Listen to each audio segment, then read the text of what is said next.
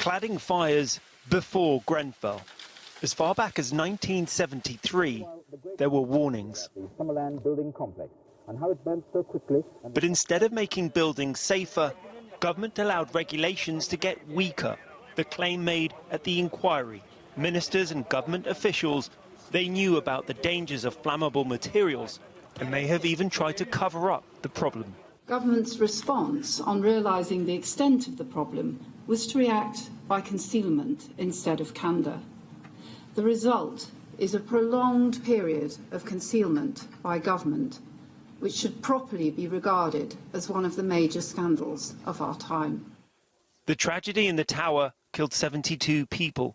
Grenfell, it was argued, the result of successive governments watering down health and safety. This hostile environment in which health and safety is diminished. Health and safety is disregarded. Health and safety is seen as an obstruction.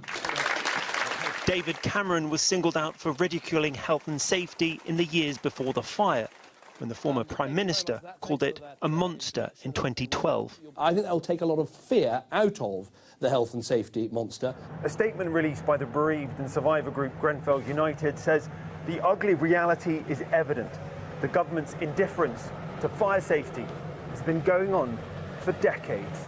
Edward Daffan escaped from the 16th floor of the tower on the night of the fire. The public inquiry's been going on for a couple of years now. If you describe Grenfell as a tragedy in three acts, over this period of time we've seen many of the lead players come and go.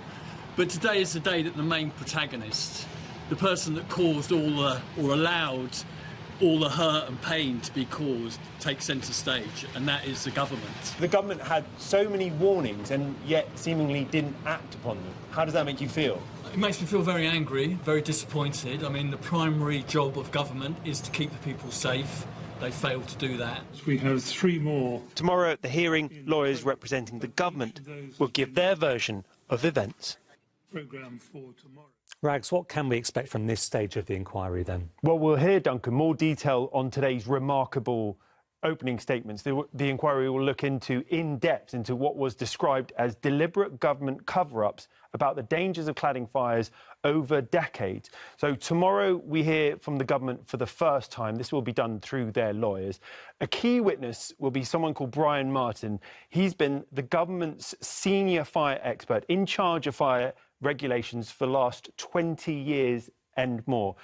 But as ever, it's all very slow. This government section of the inquiry will take its time. It's expected to last until April 2022. OK, thank you very much, Rags.